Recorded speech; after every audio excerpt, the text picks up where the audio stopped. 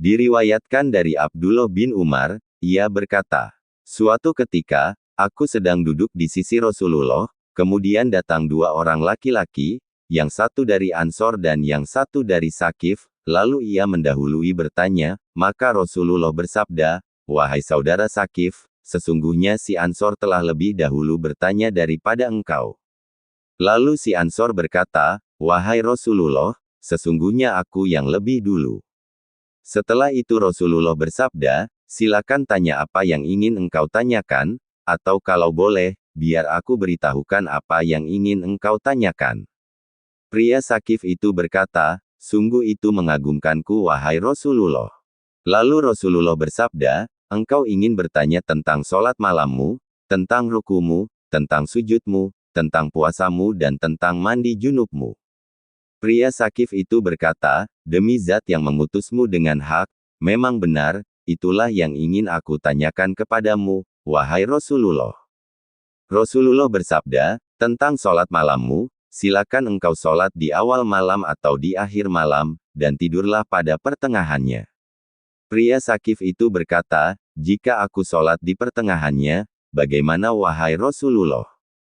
Rasulullah bersabda, terserah engkau. Rasulullah bersabda, tentang rukumu, apabila engkau sedang ruku, maka letakkanlah kedua telapak tanganmu di atas kedua lututmu, dan bentangkanlah jari-jarimu, kemudian angkatlah kepalamu, dan berdirilah dengan tegak sampai seluruh tulang, sendi kembali menempati posisinya. Dan apabila engkau sedang bersujud, maka tempelkanlah dahimu di atas tanah, dan jangan melakukannya layaknya ayam yang sedang mematuk, sedangkan tentang puasamu, maka berpuasalah pada hari-hari bait, yaitu tanggal 13, 14, dan 15 setiap bulan Hijriyah. Kemudian Rasulullah menghadap kepada pria Ansor itu dan bersabda, wahai saudara Ansor, silakan tanya apa yang ingin engkau tanyakan, atau kalau boleh, biar kami beritahukan apa yang ingin engkau tanyakan. Ia berkata, sungguh itu mengagumkanku, wahai Rasulullah.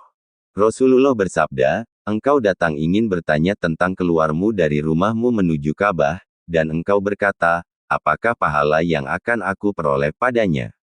Dan tentang wukuf di Padang Arafah, dan engkau berkata, apakah pahala yang akan aku peroleh padanya?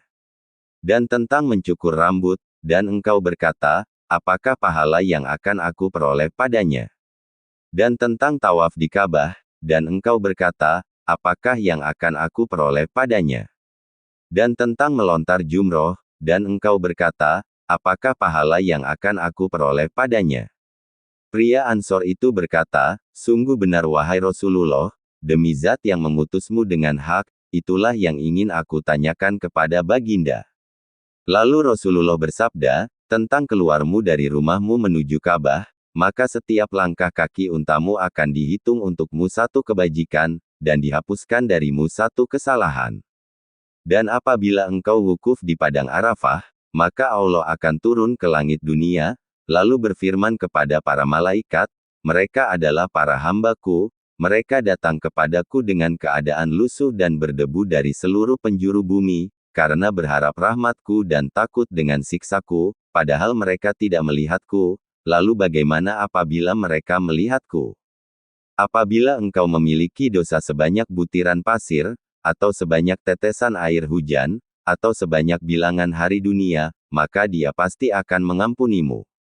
Tentang melontar jumroh, maka pahalanya akan disimpan oleh Tuhanmu di sisinya. Jika kamu mencukur rambutmu, maka setiap helai rambut yang rontok dari kepalamu, akan dicatat bagimu sebagai suatu keutamaan dan dihilangkan darimu sebagai dosa. Jika kamu mengelilingi Ka'bah, maka dosa-dosamu akan terhapuskan dan kamu akan menjadi suci kembali.